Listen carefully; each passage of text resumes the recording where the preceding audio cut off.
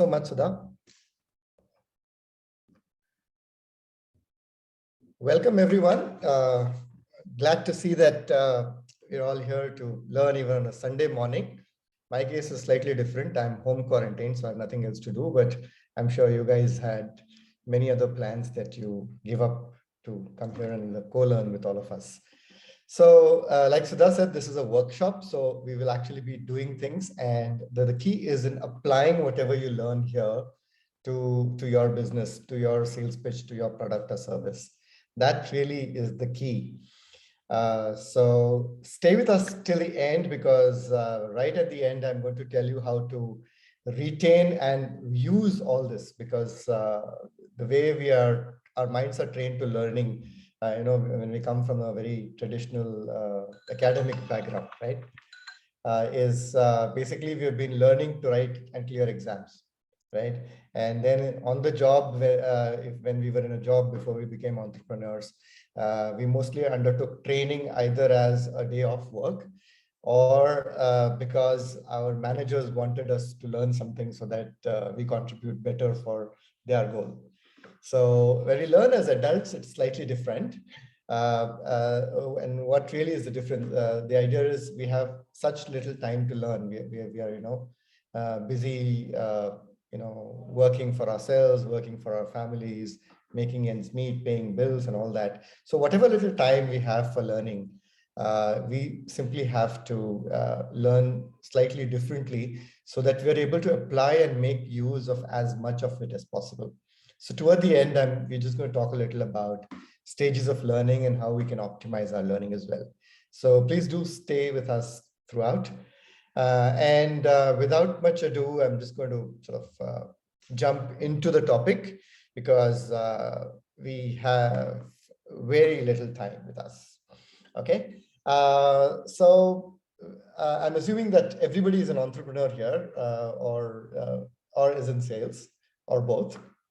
And as salespeople, we all have, at some point of the time or the other, have had some pain areas, some areas where we got stuck. Maybe we did sell very effectively with some clients, and we had a little bit of a glitch with some others. So what this workshop is all about, is about understanding the unconscious layers, not just in the client's mind, but also in your own mind as a seller. Okay, so we're going to look at neuroscience of sales. Basically, it means it's coming from the subject that we work on, which is neuro-linguistic programming. So a lot of techniques are coming in from there. And this program is not really about your sales processes, your sales funnel and all that. All that is not a part of this program. I'm sure you know all of that already. Okay, so let's dive into the subject right away. Please feel free. We've consciously kept this in the meeting mode so that, if anybody can speak, so just raise your hand, unmute yourself, and respond to a question whenever you feel like it. All right. So here, there's the first.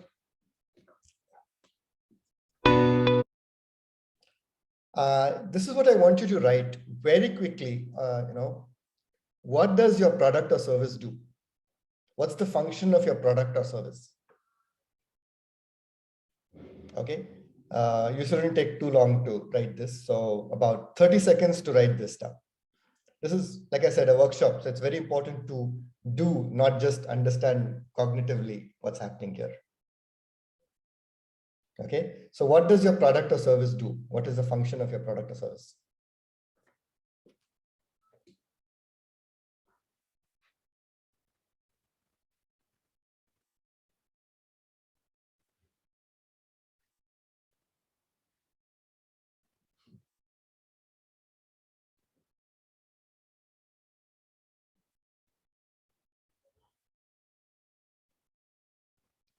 So if you've got your 3 or 4 points, please raise your hands so that I know we're done. So I know it'll be a good time to move.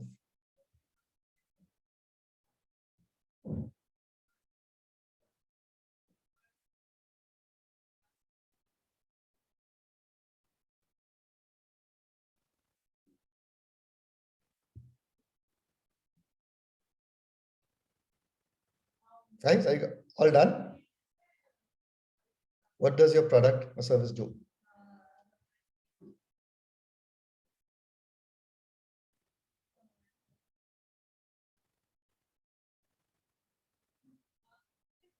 Okay, moving on to the next slide. And I would like to invite one volunteer to answer the next few questions, please. Can I invite one volunteer? Can you please raise your hand or unmute yourself?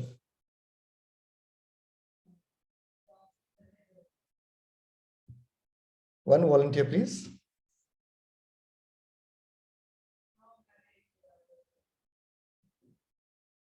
Yeah, we're going to look at a few very simple questions after this. One volunteer. It's not about your business. They're generic questions, so feel free. Shashank, would you like to attempt the next few questions? Sure. Sure. Thanks, Shashank. Thanks for volunteering. Okay. So the next question is, what does a car do?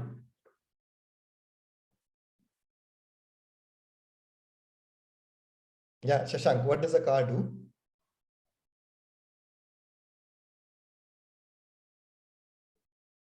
I think you've gotten muted again.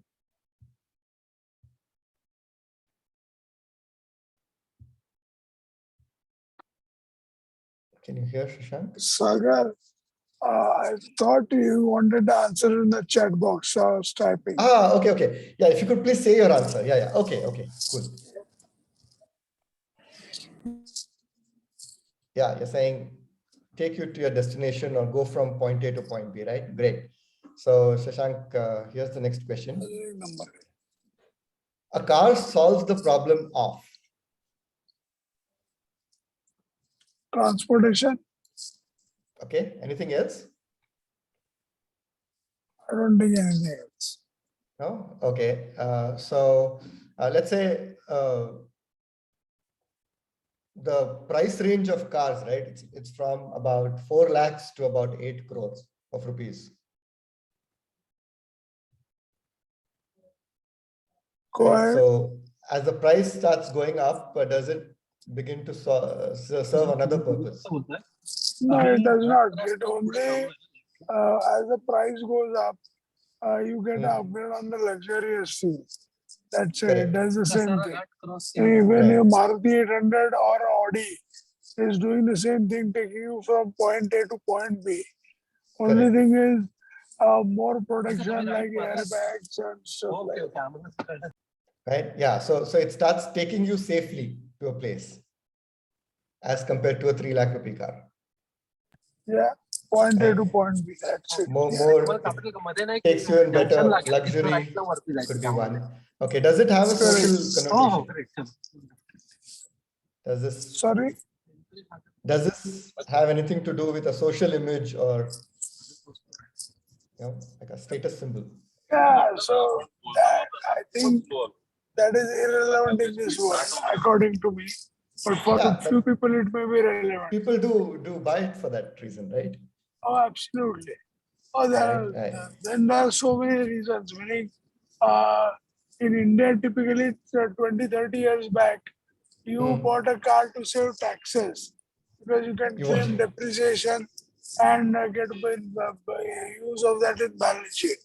So, absolutely. So car is solving more than just one problem of taking somebody from point A to point B, right? So no, Sanjeev actually, says, it is not solving. It is just, these are just added accessories.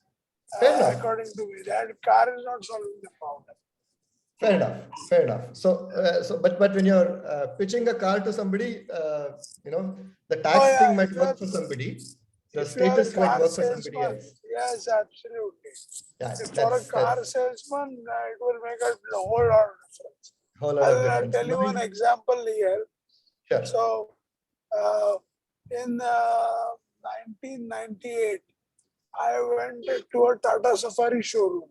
Okay, and that car salesman was, according to me, the best salesman that I have met in my life. He pitched that Tata Safari to me, and you know what? One proposition I'll give you. There are a lot, but he gave me one. He says that when you are in a Tata Safari, if you roll down your window, you are looking down on a Mercedes. So Yeah, it was right, absolutely wacky and super. right, absolutely, right. And the same thing may not have worked with everyone, right? I mean, it worked for you. You liked it, and someone else may say, yeah, okay, whatever, right? So yeah, so this is one. Okay, let's look at another couple of examples. What does Zomato do? What's the What function does of Zomato Zomato? do? Make people lazy. Deliver food, yeah, okay, function, right? Yeah, Deliver function, right? Makes people lazy, of course, yes. But what does Zomato enable? that's Zomato enable. Nothing comes to my mind. Sorry. Okay, no problem. Anybody else? Sanjeev says To comfort. explore different food. Yeah, gives you a choice to easily explore different cuisine before you Different just move option, ahead. different cuisines. Yeah. Yeah, otherwise you have to physically go from restaurant to restaurant, look at menus and then decide. To save time, it enables to save time. Enables, yeah, saving time, convenience, right? Comfort is one, right? Sure. Budgetary factor. And sorry, what factor? Budgetary factor. Okay, Budget can you in the tell? budget, yeah. Oh, you can decide whether what your Yeah, budget is for according this to my particular meal. pocket, I can. Yeah. So you can decide what your budget is for this particular meal, and then it's easy to just browse, right? Yeah, So yeah. bunch of things more than just delivery. It's enabling you to do so many more things, saving you time, preventing restaurant hopping, and makes you get the right kind of food at the right price, at the right time, so on and so forth, right? So what I'm saying is, if you look at a product or a service and what it's enabling for a customer are two slightly different things, correct? So it does a lot more and it does different things to different people. Okay, let's look at the next one. What does a plumber do? It gives you a service. Gives you a service of ceiling leakages in your bathroom, right? Yeah. Yeah. But what does what problem does a plumber solve? All problems related to water supply. He Water resolves supply. that. Right. What else? What other problem does he solve? Fixing sanitary issues, sanitary items. Sanitary issues, yes. Cleanliness in your house, right? Yeah. Cleanliness or hygiene and sanitation, correct. What else? Stops Is it- wastage of water. Stops wastage of water, yes. So how many of you Something can't which we can't sleep? do. Something that you can't do, yes. Okay, all right. Because you don't have the skill or the tools, right? How many of you find it very difficult if that tip barsa pani is happening all night? A lot of times. Yeah, if it's just that little drop falling every 5 seconds. Yeah, it creates issues during the sleep. Yeah, I feel that. Yeah, so plumber We helps you solve to that, get yeah. good sleep, right? So yeah, so the reason I'm asking these questions is because I also, as a next question, want to invite you to look at your product and service in a similar way. Okay, so in the first part at the beginning of this exercise, you mentioned what the function of your product or service is, right? So now think about what problem or problems does your product solve for your clients? What could they be? And if you sort of, dwell on this question for some time, you'll realize that there are many more problems that you're solving for a client or a customer than what your intended purpose of the product is. Is that making sense? Yes, very much. Like a plumber solving the sleep problem. Correct. Okay, so I'll now invite you, and we'll spend a little more time at this because there are 4 questions in this area that you might want to write down, right? What does it enable your customer to do? Just like we saw with Zomato. What problem does it solve? What does it enable your clients to do? What is like the higher purpose of your product? Okay. And what is your client's definition of success?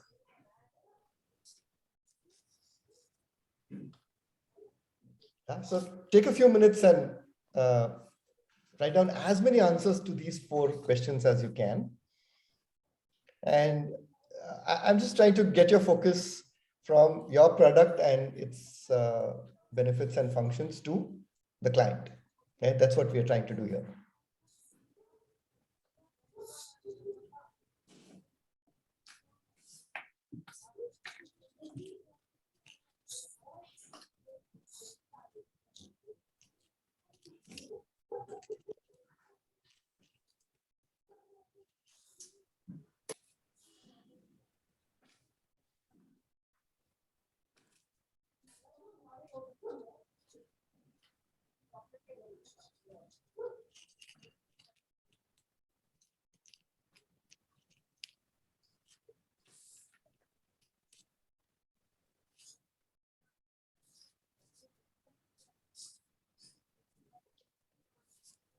So when we did this exercise in the first lockdown, we had a slightly different very definition of our business changed when we thought through this in 2020, early 2020.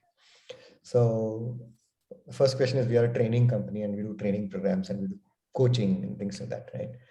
When we ask this question to each of this, the slightly higher abstraction of that for us was, we are in the business of helping people increase the quality of their lives. Right? And the way when we got that definition, we actually started creating new related products. Or we started pitching the same products very differently to our clients. And it has had a straight implication on our top line and bottom line. Simply by shifting our focus from being a training and coaching company to a company that helps people enhance the quality of their lives. But it shouldn't be so abstract that you say, finally, if you keep asking, right, what's the purpose, what's the purpose, what's the purpose? It'll be happiness. So Zomato also at the end is giving happiness. Car is also in the end giving happiness, right? Or a plumber is also in the end giving happiness. So I don't want you to go all the way up to the stage of happiness. We know that. Just 1 or 2 levels above your first description is where I want you to go.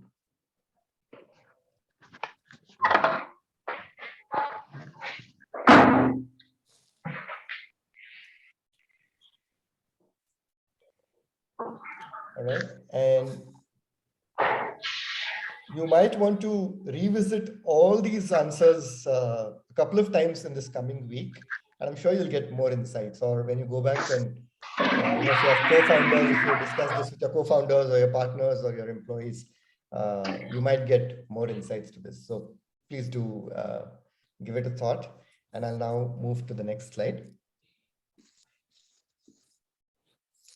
So let's look at features and benefits, because a lot of times we talk about the features our products have.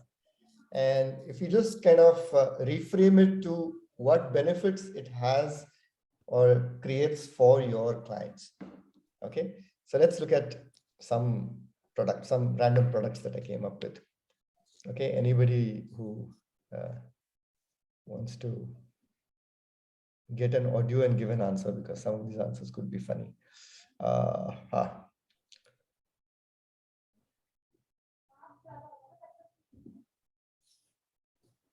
Shivam, hi Shivam, are you there? Hello, yes. I'll try to Okay. answer, yeah. Great. Okay, please answer them through the auditory mode, okay? Sure. Okay, so look at this feature, first one. Geofencing feature in a car. That's a feature. Right. Okay, what's the benefit? Or what could be the benefit or benefits? There could be more than one, right? Oh, maybe tracking my own device could be a benefit. I'm not sure what geofencing is. So maybe, okay. Yeah. So I'll tell you what. So these are connected cars, right? So you have an app and all that. So you can start the engine, start the air conditioning and all that from your app. Similarly, if the car goes beyond a certain radius, you get an alarm on your on your phone. Right. So basically the benefit could be probably security of our own car. Security of your own car, security of the occupants, especially if a driver is taking, let's say, a member of your Right. family, right? So Right. security and safety, making sure your car is not being misused. Those are the benefits, Absolutely. right? Absolutely. So you get the clear distinction, Security, right? safety, Feature, and comfort. security, safety, comfort. Correct. That's the benefit to the user. Excellent. Okay. Coming to the next one. Let's say a programmable additional hard switch on a phone. Let's say your phone company gives you that extra hard switch. The benefit of it could be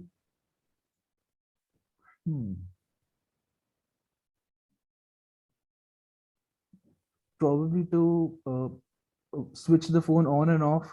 That's the benefit I could think of, or maybe You already have other. that. You have an additional switch which you can program. You can give it any functionality you want from the phone.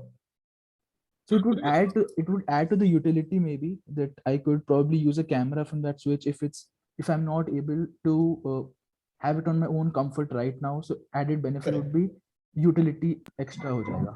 Correct. Wide range of benefits. Wider range of benefits. So, but I'll invite you to talk about a specific benefit because, as you pitch it to your customer. So let's say I have this extra switch and I can program it for anything. So I can switch it to start a video right away. Right. And I'm a person who loves to take videos. So what does it do for me? It saves me 5 clicks. Absolutely. Right. And so it saves me time, it saves me convenience. And more importantly, I don't miss on very precious moments. And that might be very important for me. My child is just taking his or her first step, and all in this 1 year, I want to capture all her beautiful moments. So by the time I do all this, the moment is gone. Right. But a little later, when you're really very busy, probably you want it to flip and directly go to your email box. Who knows, different things that different people might need, right? So basically you're saving time, your convenience, important things don't get missed out, so on and so forth. Okay, let's look at the next feature. Auto tire inflation feature in your car. Probably would, if there is a bump or anything, the increase in security and safety of us, if the tires get auto inflated. Safety, convenience, all that, right? Yeah, right. You can make sure that maybe fuel economy, because it's constantly keeping the right pressure in your tire, all your 4 tires. Right. Got it? Okay. So now, husband is almost home alarm feature on your smartphone. Probably would save the fights in the houses and homes. Yeah, suddenly TV off and baking on, or something like that. Yeah, it would save fights. Yeah. It would promote better relationships. Relaxing feature. Yeah, and better relationship would be a benefit, right? Okay. A diaper that sounds an alarm when too wet. This feature would probably help the parents track their child's wetness. Yeah. So hygiene and things like that, right? Hygiene and all of the comfort and all that too. Comfort, hygiene, convenience. Yeah. Correct. And now there's also another target market. It's not just children, right? Senior citizens and also wear diapers. People, yeah, absolutely. Absolutely. Elderly people also wear diapers, right? So you see, the moment when you talk about, a lot of time we talk about the feature of a service, our USPs and all that. The moment we shift our focus to what's in it for the customer, benefits to the customer, we could probably start pitching our products or services very differently, right? Suddenly, your clients will start feeling a greater connect to you. Okay. And while you're deciding all these benefits, you might obviously want to do some research on what is their strategy for winning, what is other thing, benefits and so on. Okay. So let's do another exercise. Look at 3 features of your product or service And for each of those features, what are the benefit or benefits? Okay, quick 2 minutes.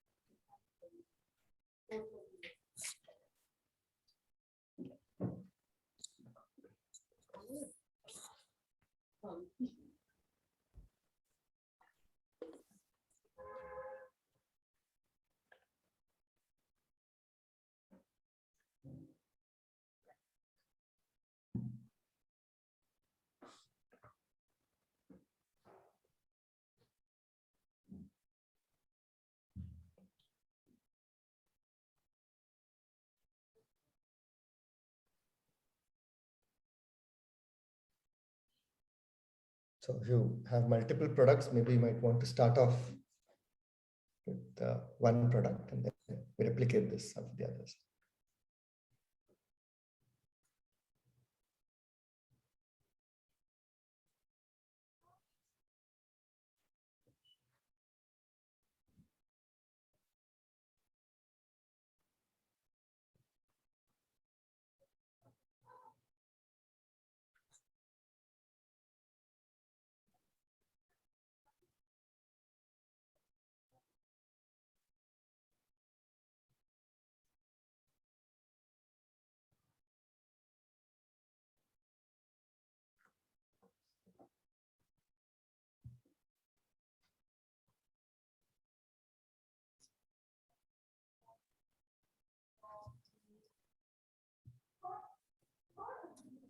Okay, can I move to the next?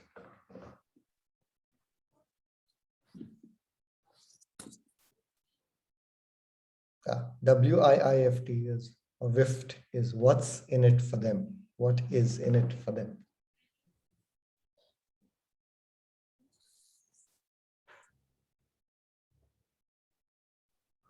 So you shift a perceptual position from you, your product, to them and their needs. And suddenly you'll find that you've built a very different level of rapport with them.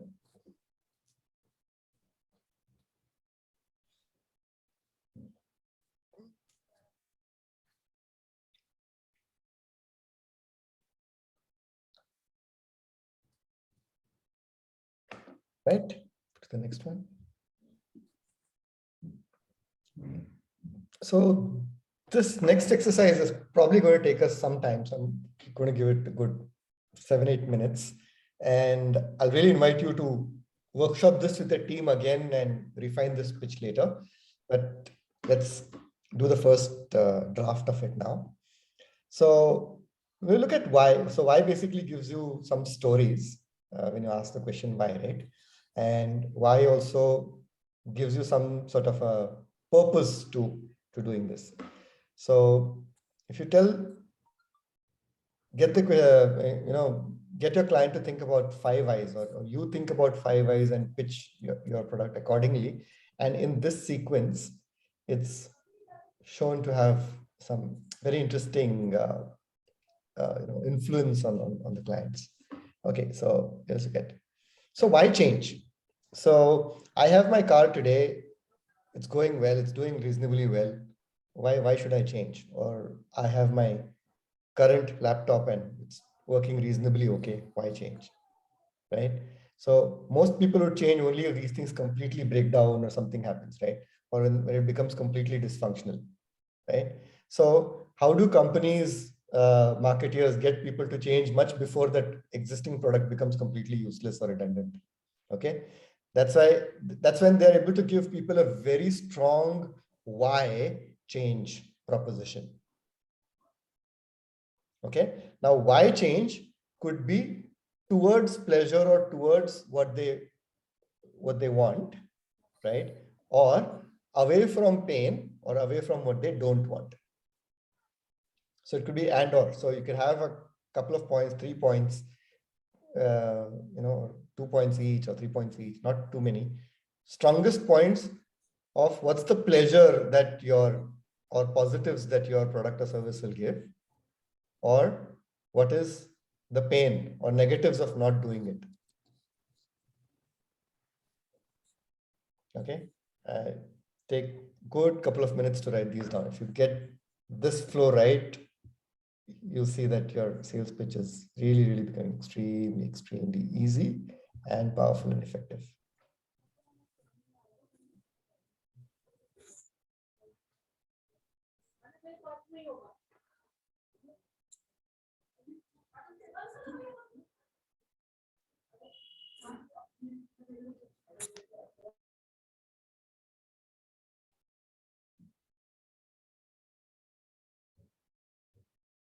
So why should the client change their existing product or service?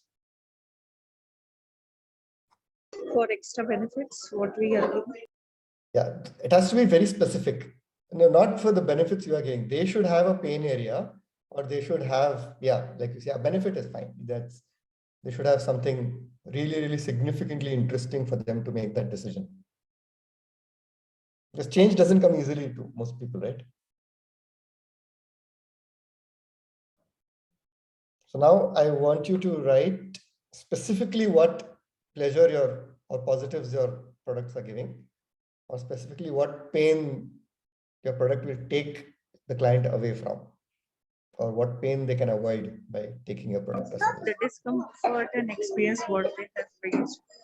Correct. So I'm saying, What that yeah, I'm sorry, I didn't get your name. Shraddha. Shraddha, yeah. So Shraddha, what is your product or service? I'm admission. Admissions, right? Okay, admissions in a institute or in a school, right? Yes. Okay, so Shraddha, you need to specifically say what are the pluses, right? And what could be the pain areas in other schools due to which they should change over to your school or institute. Got it? So write it down. You don't need to share it right away, but think about this. Okay, moving on to the next step. Why should they change now? So there's an opportunity cost. If you don't get last 3 left, you'll see that in Amazon, right? Last 2 left. So now they're creating an urgency. So there could be an opportunity cost. So if the more you delay, the more you suffer, or the more you this one, the more you're denying yourself this pleasure, kind of thing. So what is the urgency? Why should they change now? What does 1 year of not being in your school mean to a child? How much are they losing, or how much will they gain? Correct? So why now? Next, may not be applicable for institutions, but for other people. Why your industry solution? You know why I've put this? Because being in the coaching industry, I've sometimes had competition from a completely different industry. Like I've had competition from an astrologer. Interesting. So people can find a solution for a life problem that they're having, either from an astrologer or a doctor or a psychiatrist or from a coach. Correct? That's why you first need to pitch in your industry solution. Okay, so why your industry solution or your family of solutions or product family? And then you talk about why you or your company. So what are your credentials? If you want to talk a little about testimonials, all that comes here. How do you build a credibility and credentials? Okay. And why pay? So you have a price tag on your product or service. So why should they pay? So what value are you creating? How is that pay justified? Okay. So take a good 4 or 5 minutes and put all of this together, and you have a very solid pitch already.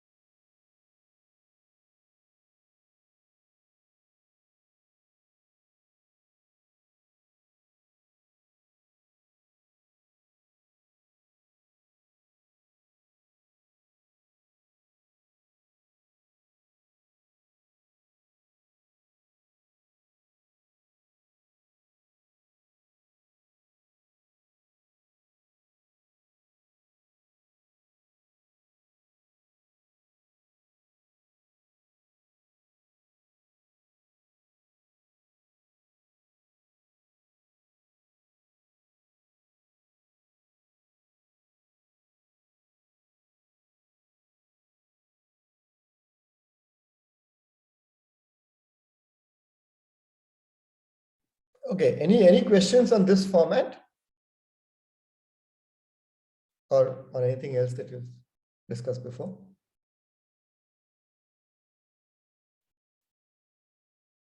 Please make sure you've understood this very clearly, because this is really the crux of what you say.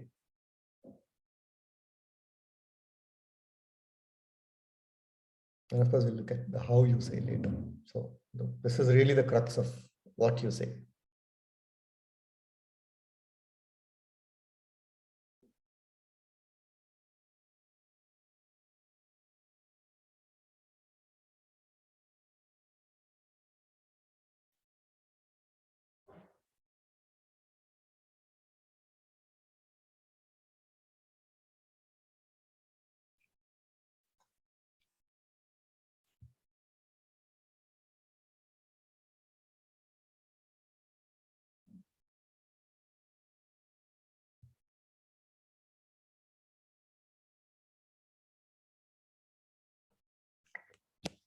Take another couple of minutes.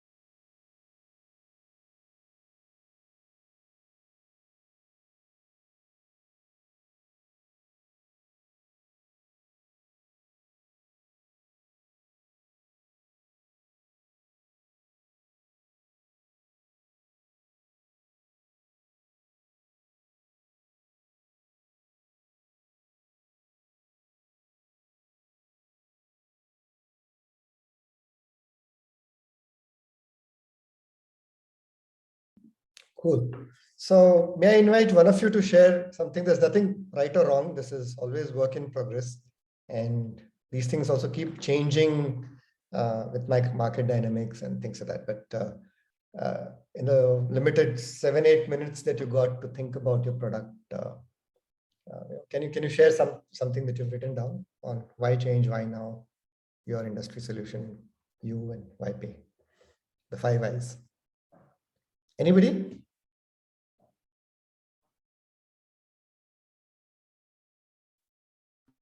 Sure. So I'll brief about these 4 5 points. Sure. So I'm from fintech industry. So first of all, why change? See, change always allows us to move forward and experience new exciting things. In our fintech industry, where we are thoroughly into uh, giving solutions in terms of sending money or receiving money. So if you will see towards pleasure, so towards pleasure means to say we are working on a model where it is thoroughly retailer assisted model, and we are targeting the clientele who are not those tech savies who can do the transactions through their own mobile, or even they can go to the banks, and even in the banks and ATMs also there are so many other limitations. So towards this pleasure part is that they can get their money issues, whether they have to send money or they want to withdraw the money from a normal kiryana wala, which could be, let's say, 50 meter or 200 meters from their village, or from their home, from where they can do these services. Away from the pain, I would say, see, if we'll go to the rural India, which is actually the Bharat, uh, to find a ATM is a very big pain. And even a bank branch is a double, I would say, pain to find a branch. So in the rural areas, it is very difficult to find ATMs. Those are generally 15 kilometers, 20 kilometers from their respective villages. Uh, so this is a very big pain. Uh, by providing financial services through M-Bank app to a normal Kiryana wala or to any person who is into the village, a panchayat guy, or to that matter, any other, I would say, outlets like vegetable vendors and all. Once these apps are available, these financial transactions will help those, I would say, villagers or those customers in such a manner that to get their own money, which they have to struggle commuting 30 kilometers, 20 kilometers, they'll be getting within the village itself. That is the one thing which will boost the economy like anything for that particular area. And secondly, for those small time merchants, it is a very big opportunity as far as their earnings are concerned, because they don't have to invest anything in terms of any specific shop, new shop is required, or any inventory they have to maintain. It's a service oriented industry in which an outlet, if he's a Kiryana wala or vegetable vendor, from his normal mobile, he'll be able to do all sort of transactions. He don't have to have any go down for any inventory or anything. From the mobile itself, he'll be able to do. Now, the second point, which you are saying, the opportunity cost. Here, I really want to emphasize. One sec. So next question is, why now? Why should I change now? Like Yeah. now, immediately. Yes. So why now means to say, I would say on a macro level, not in a micro level, at a macro level, if we will see in sorry, Amit. May I interrupt you? Yeah. So Yeah. the question is, see, who are you selling it to? So let's say you are going to, let's say I'm either a Kirana shop. So you take one target customer, specific one, right? So let's say either you take a villager who you want to encourage to go and buy this service. Okay. See, in this particular industry, I must tell you, we don't have to create the demand. Demand is already there. The bank accounts are already there. The ATM cards are already there along with the customers.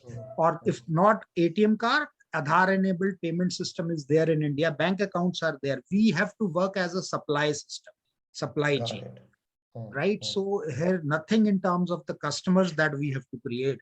Customers are already there. We have to robust our distribution channel by providing these services to these retailer assisted channel. So our customer at any given point of time in the phase one is going to be a retailer, a merchant to whom we have to bring on our platform.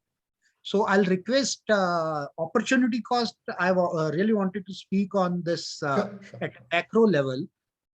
In India, if we will see in this rural segment where our financial services are not that strong, once the companies like us, like a parallel financial system equivalent to banks, because there is certainly a limitation in opening up a ATM, the cost is there. Similarly, the bank branches are there. If this parallel model will be established here in the rural segment, our economy will be very fast. As rightly told by you, the plumber brings the happiness, or the Zomato guy brings the happiness. The way our business is, because we are providing money, this money gives the huge, I would say, more than happiness than money, nobody gives, right? And this is the one distribution of money by which it is required at any given point of time, right? With this particular, I would say, tool, which we are enabling these villagers to take their financial decisions much faster.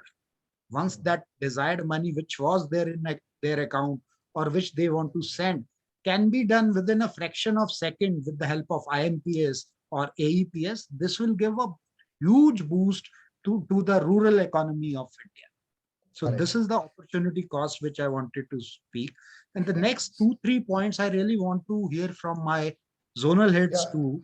That you've in some sense already answered why your industry solution. Yeah. Right. But so still, I really want to hear from them. If they can. And so what I would be really interested in knowing is why you or your company. So for sure, I'll speak on this again. Why you, why me or my company?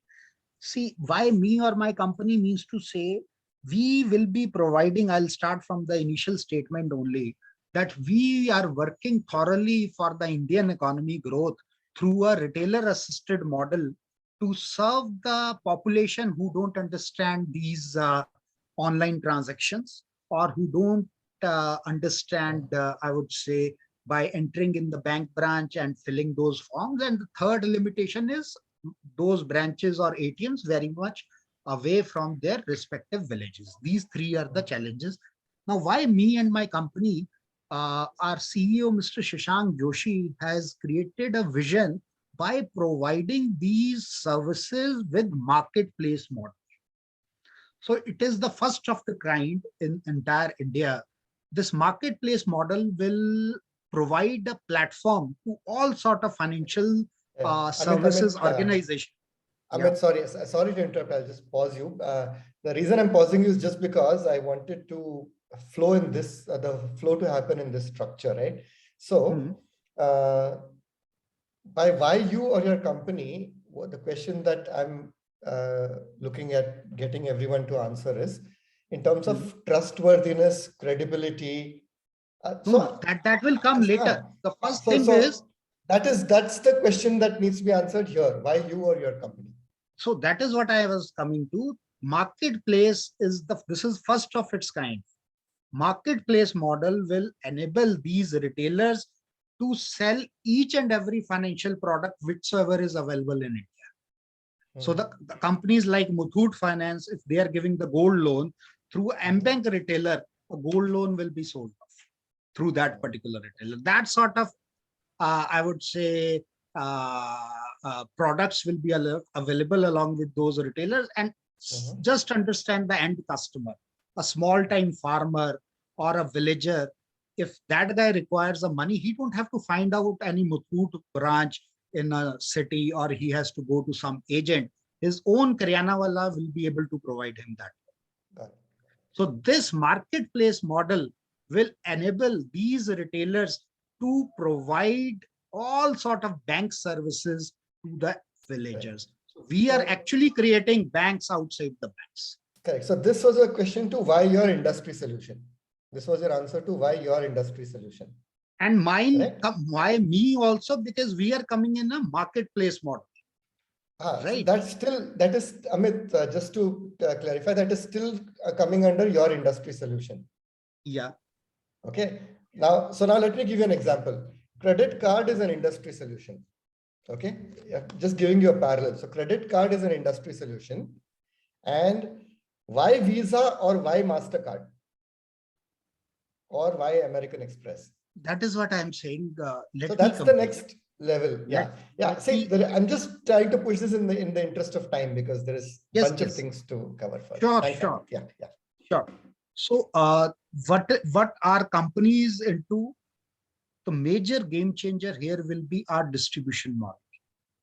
Our entire sales team, our presence, our transparency to the retailers in terms of their payouts, their timely payouts. They will have a good ROI models on the basis of which their earnings will be increased. That is one. Number two, our reach in terms of our appointment of the distributors. Further, those distributors will have those retailers, and those retailers will be serving to the end customer. So our, you can say, USP is going to be the robust distribution model in India.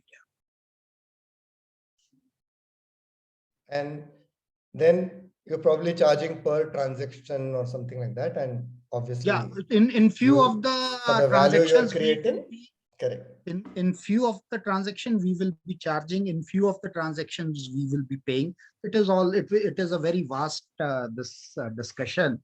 So as we have a limitation of time, which is thanks. Yeah, correct. So if anybody else from another industry or company, if you have something like this, keep in focus who you're pitching it to. So for example, now let's say when Amit and team are pitching it to a retail end customer, like I'm that farmer and I have a Kisan credit card or a Kisan account or whatever, but can I trust my Kirana wala with this card, and will he really give me the cash?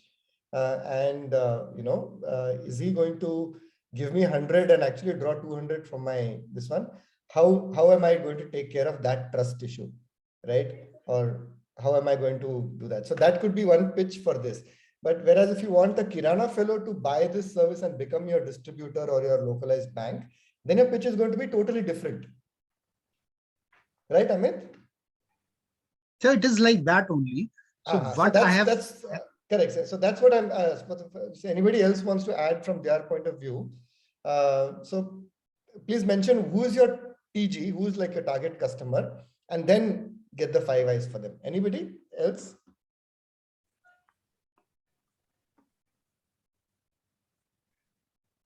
Soham?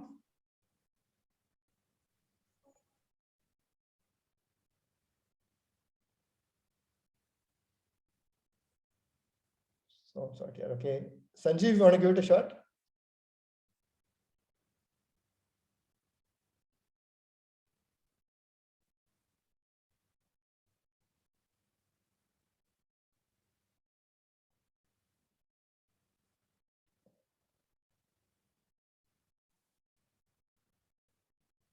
Okay, Shraddha, are you there?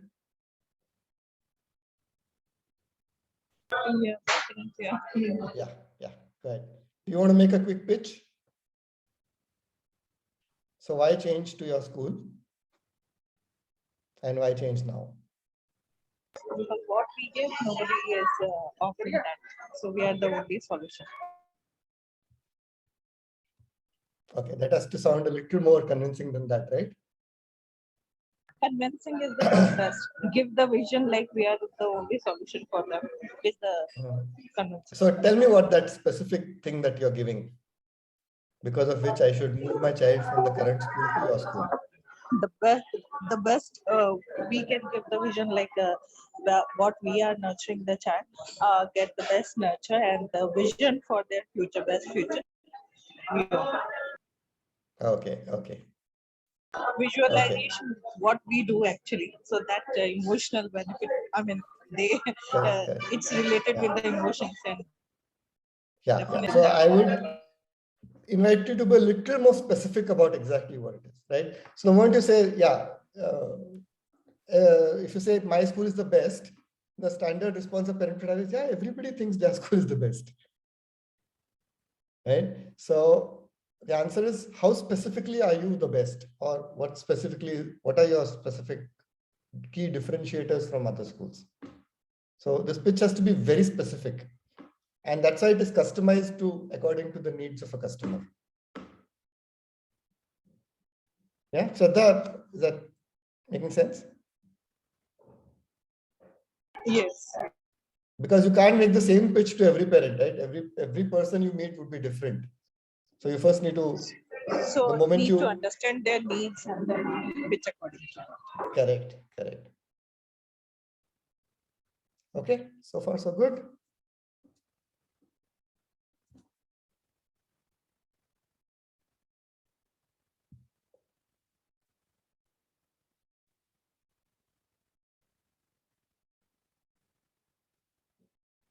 Okay, let's move to the next one.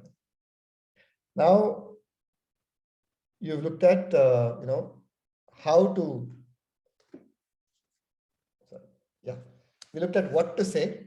Now we're going to look at a little more on how you can influence your buyer towards buying your product or service. Okay. And there are some tools that might really help you to understand things. So questioning is like a very, very, very powerful tool of communication. Okay. So in fact, during our NLP sessions and all that, we keep saying, ask more, tell less. So it's very important to first ask more and more and more questions and understand your client's world before even pitching your product to them. So do your research, so start questioning yourself before that. And I'm also going to give you a set of questions that you might want to ask yourself, so that you do your research about your client first. And then even during the conversation, if you ask more questions, you can simply make that conversation very powerful. And then making that little pitch could be very, very easy. So let me tell you, I don't know how many of you are, I know Sanjeev is a coach here, but if anybody of you is into the coaching business. So I have one question, Sagar, sorry to interrupt you. Sure, Is sure, it Ashish, questioning? Yeah, questioning and probing is the same.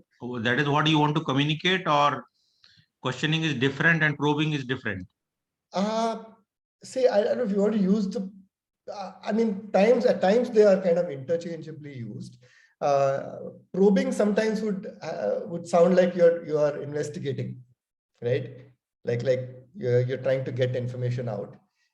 Here we're saying do it in a state of rapport, do it very, very unthreateningly. So it's like humble questioning without losing rapport. Okay, so I'll just show you what I mean by questioning. So what's the purpose of questioning? We convert the unknowns to knowns. So sometimes there might be things that you don't know about a customer or a client, right? So, and sometimes the client themselves might not know a few things about themselves, right? Like latent needs or latent desires that they might have. So by questioning, you are converting all those unknowns into knowns, or you are bringing some unconscious needs into conscious awareness for the client and for yourself. And now if some of those needs come out, then obviously you can pitch a different feature of your product or a different variant of your product accordingly, correct? Or a different financial plan in which they can buy it or something like that, okay? So Ashish, this might answer you this one. The purpose of questioning is exploring and understanding and not challenging, correct? So the moment, Correct. and how does it, you might ask the same question, but sometimes maybe depending on the tone, the other person might take it as if you're challenging them. Correct. So that's, we are also going to quickly touch upon tonality in this session. So the purpose of this is for us to get a better understanding. Sometimes the client themselves might start understanding better depending on the kind of questions or the quality of questions you ask. Okay. Moving things from the subjective to the objective. Okay. So a lot of times clients, or we also tend to think subjectively. So I'm saying very soon we're going to do this. There is a lot of money I have, or very less money I have. So when you ask questions like this, like, that's too expensive. So this, especially when it comes to objection, right? People, I'm sure all of you, whenever you've been in a sales scenario, people would have said, no, this will not work.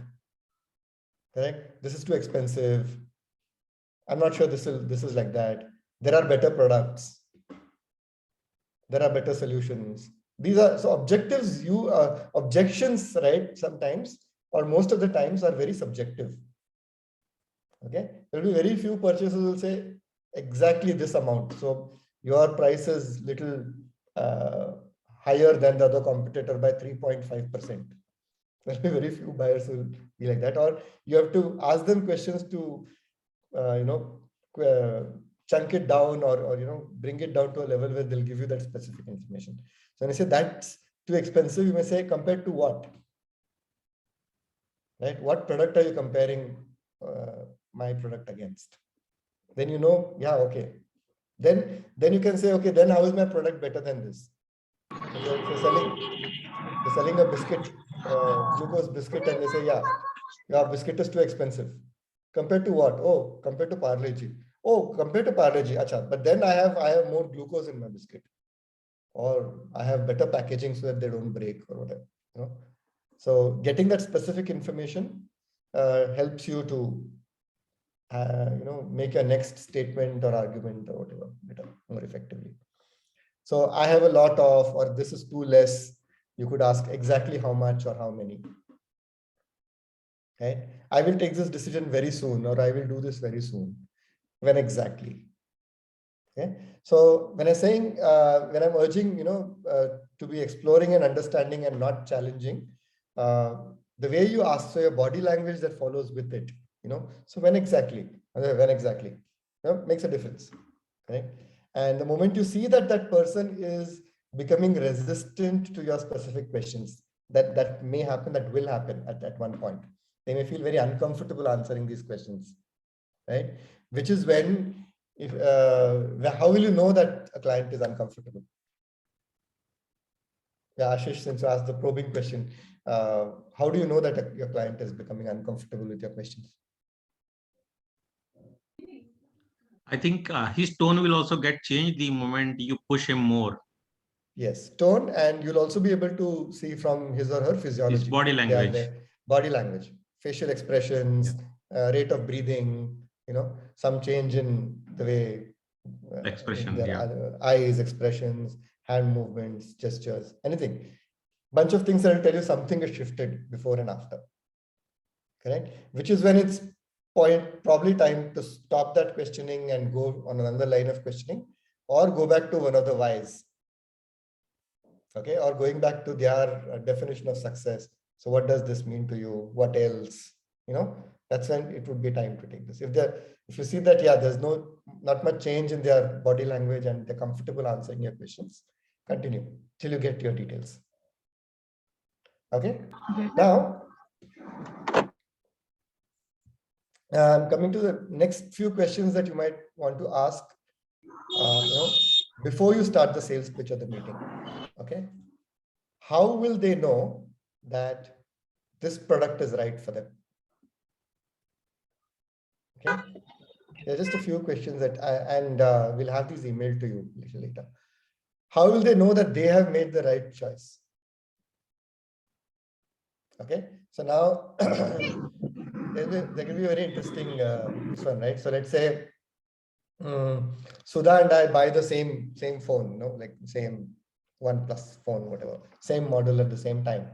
But how does Sudha reassure herself that it's the right phone? Maybe, and nothing's right or wrong. She'll say, okay, 4 other friends of mine, or my best friend who's like a techie, if he says that I've made the right choice, then I know I've made the right choice. Okay. Whereas I'm going to say, okay, if this thing actually shows me that the battery is lasting 24 hours, that the speed is really good and it doesn't hang, then I know I've made the right choice. Somebody else might just say, oh, the moment I pick that phone and 3 people say, oh, good phone, then I know I've made a right choice. Correct? So you'll see different people will have a different idea of what their right choice is. Okay. Now, as I show you more and more questions, it might start looking complicated. Okay. But my invitation to you is hang in there and start using this one by one slowly. It's like beginning to, learn how to cycle or drive a car. So you'll learn it one thing at a time. You'll first learn how to, steer the car. Then you'll learn, changing gears and so on and so forth. And then everything will start working parallelly, synchronously. Okay. Now you're in that phase where you're learning one operation at a time. So please focus on one at a time. That's complete, right? So sometimes, how do they know they've made the right choice?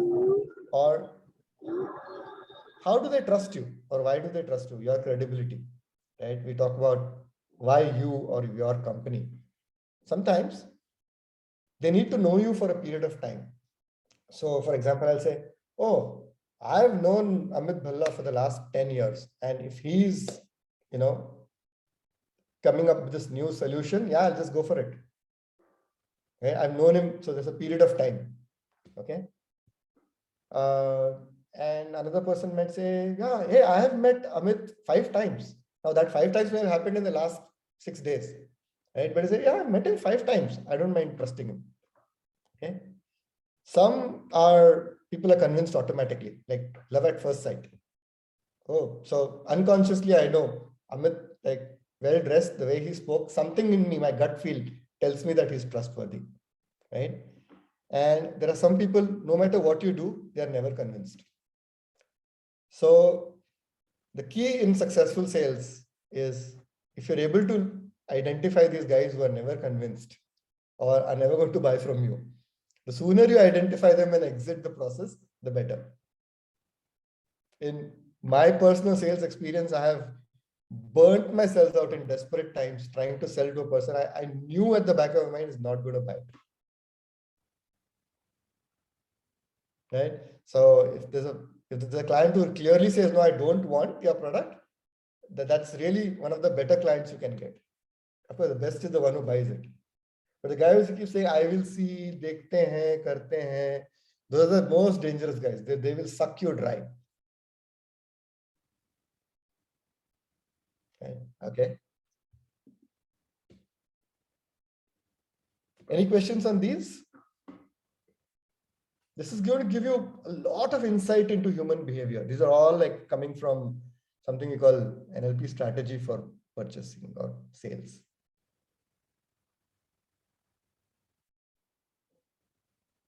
So think about sales pitches that have been very successful, smooth. There would be some things that you got right here, right? And if things didn't really go well, if the sales didn't work, maybe you missed some information from here. So if next time you're doing sales team huddles, you might want to, look at what you missed. So put that sales thing that didn't work through the filter of these questions and see what you missed.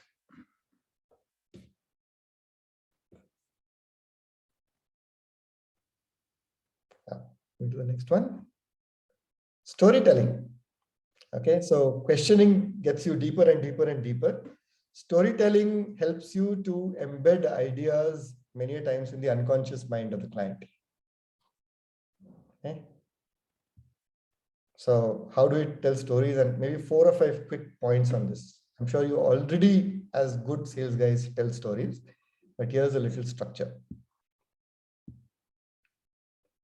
So the benefit of telling a story is that the reference is shifted from the client to a character in the story. Correct? The moment that is done, the client is not resistant because now you're not talking about me.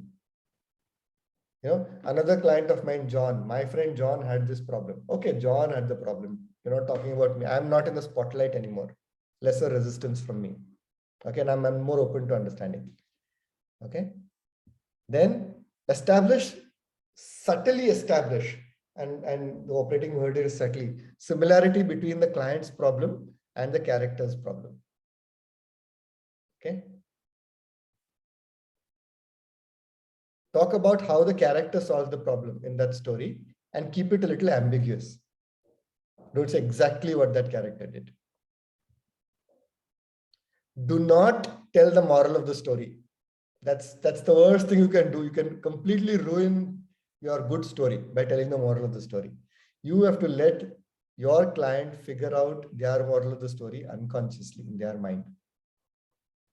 Okay, do not tell. So you might tell a beautiful story and say, okay, so now how does this apply to you? Never do that. Never, ever. Okay, let the client figure out their own answer. They are intelligent enough to find it. They will find it because there are many things about the client that you don't know yet. So you might try and make a conclusion about the client on the basis of little things you know, and you might completely misfire. Or you might hit them in the wrong place. So let them make a conclusion. Do not expect an epiphany. Agar ho gaya to acha hai. Like, don't suddenly say that you have told your best story. The client is suddenly going to say, wake up, yes, my checkbook is out. Okay. A lot of time when we are under pressure to close and all of that, many times we end up pushing people too hard, and that actually works against us sometimes. So, calibrating the client, there are certain things that will tell you whether the client is ready to do that business or not. And the only way so clients will take their time. Some clients will take their time. People who want to assess you over a period of time or a certain number of times will take their time. Okay, because you give too many offers, your boss is not going to be happy. Or that sale is not good. It's not going to be profitable for you. Okay, so if you get an epiphany, aha moment, and an immediate transformation, the client, good. If it doesn't, be patient. And the only anecdote for that I tell my team as well is increase your pipeline and give your clients the time. They will come back if you've done the right things.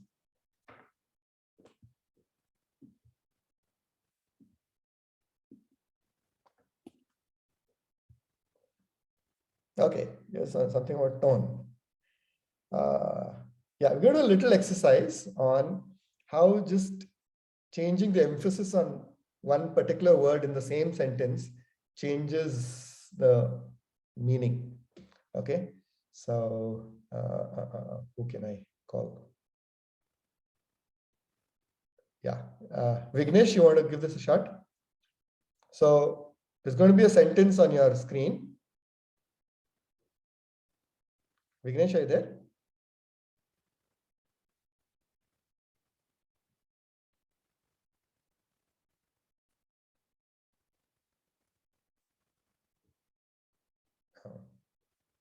Or I can ask. Yeah, hi, Vignesh, are you there? Yes, Sagar. Yes. Yeah, hi, you're there. Okay. So I'm just going to bring out a sentence on the screen, and in different slides, just different words are being highlighted in bold. Okay. And whatever is in bold, you should just emphasize it a little more. The other words will be flat. So, got it, right, Vignesh?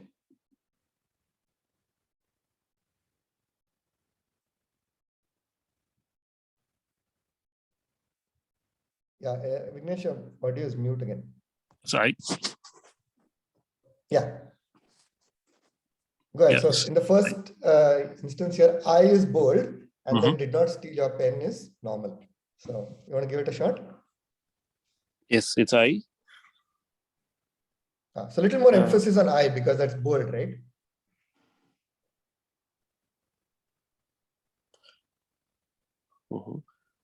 I did not steal your pen. Okay. Try this. I did not steal your pen. Okay. Okay. Think about the effect it's having on you. Okay, guys. Here. I did not steal your pen. Okay. So is there a difference between this, the way this sounded and this sounded? Anyone? So did not, you're denying, right? And here you're saying I did not steal your pen. So maybe I borrowed it, right? Okay. Next one. I did not steal your pen. Yeah. So I stole somebody else's pen. This. I did not steal your pen. Yeah. I did not steal your pen. So maybe I stole something else. Right. So now you see, just by a slight shift in the emphasis you put on a word can completely change the meaning. Right? And sometimes the way it is interpreted by the other person can, affect the unconscious mind. It can hit people at the unconscious level. The way they interpret it at the unconscious level might be very different. So when you make a pitch, you might want to notice your tonality very, very carefully. Think about where you want to put your stress. Thanks, Vignesh. Okay, then I'm quickly going to talk about body language in the interest of time.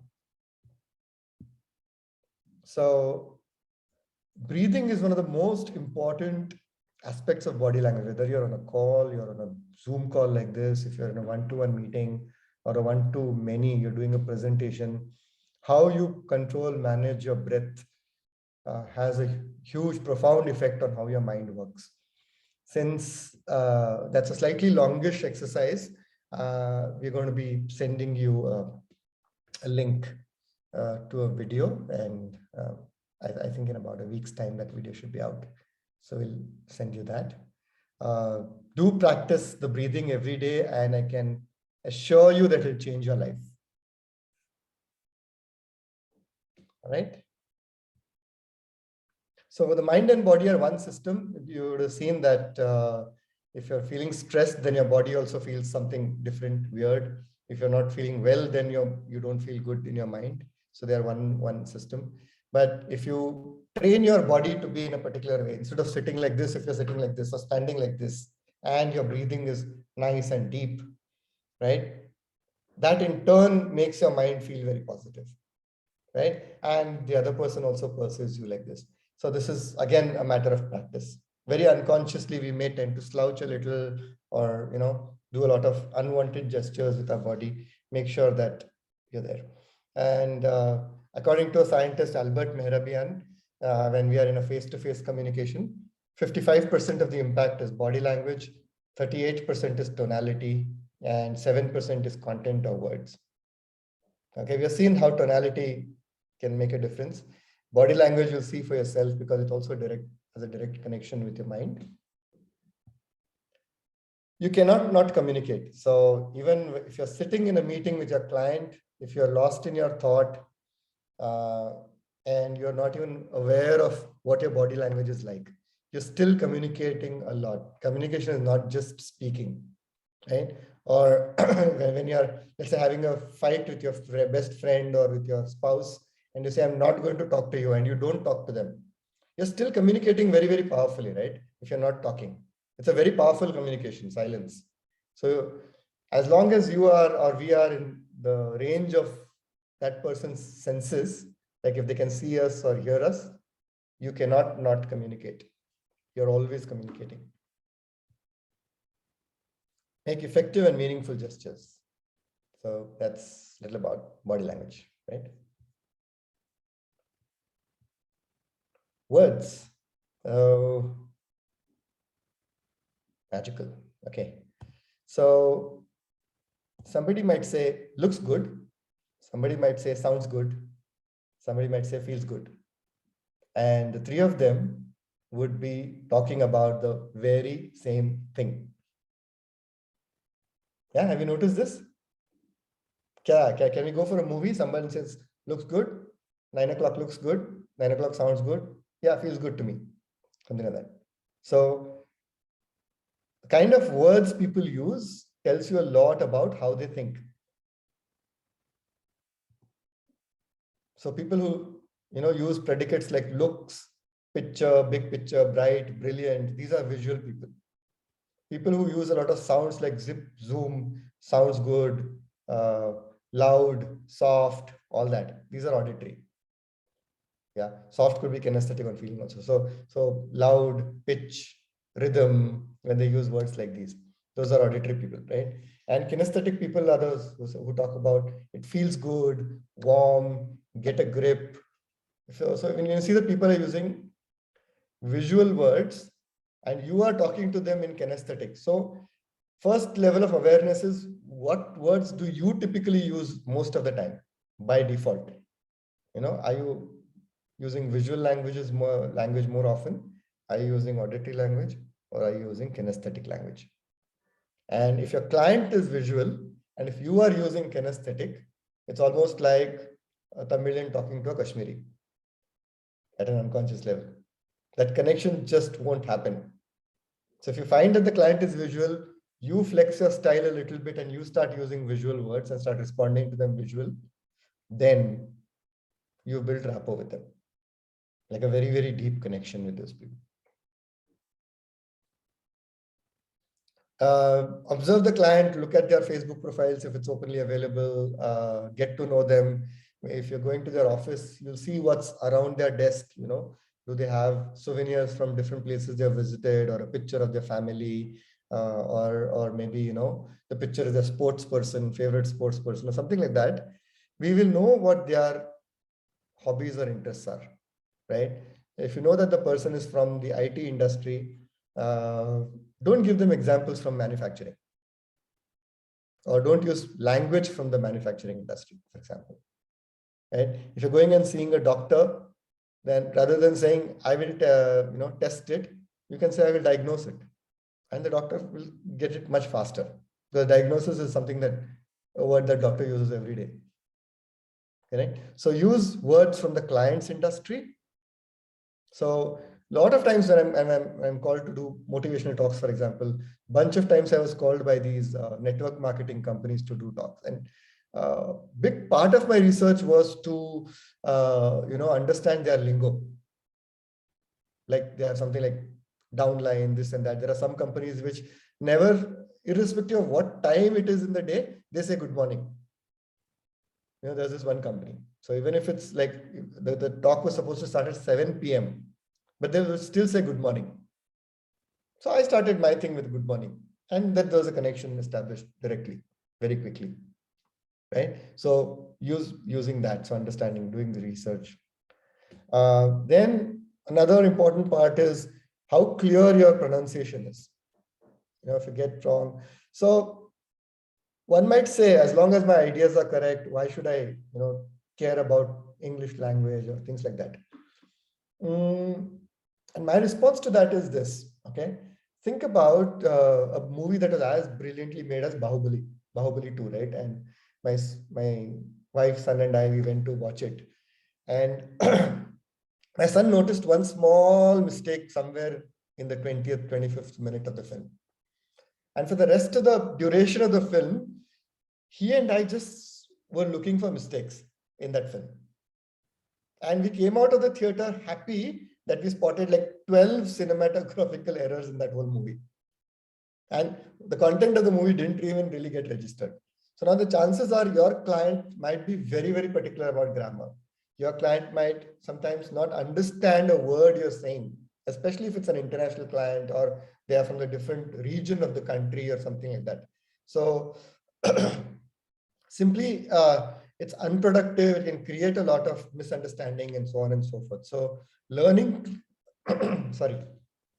clear pronunciation has its own merits and just makes a sales effort that much easy, right? If you don't have mother tongue influence in your speech, or your English doesn't sound too much like your native language or the first language that you spoke, if you don't have an accent, mother tongue accent on your thing, your international clients from anywhere in the country will understand you much better. So that connection, that rapport would be much faster. And that's a huge advantage for a sales guy. You would have noticed, in fact, some very smart people I've seen who very naturally, if they go to Punjab, their English starts, sounding a little like Punjabi, slight accent, slight tone. Come to Madras, they'll pick it. Not everybody is like that, but overall, if you speak in a neutral accent, which is intelligible to everyone, you just become more effective in your communication. So even if you have a very, very strong content in your what you're saying, how you say it also becomes equally important, if not more. Because you might have all the right things to say, but if you don't say them right, the effect is lost. The right grammar. So one small error and it just completely distract someone. So if you still think it's too much to do in one go, we can have ways in which we could have a few more connect points. We could create maybe a WhatsApp group that you could want to be a part of. And if you want to create a little forum where you can make your pitch and keep presenting and refining it, bounce it off as proxy clients. You can play a proxy client to someone else and someone else can play a proxy client to you. That's something that we would love to facilitate.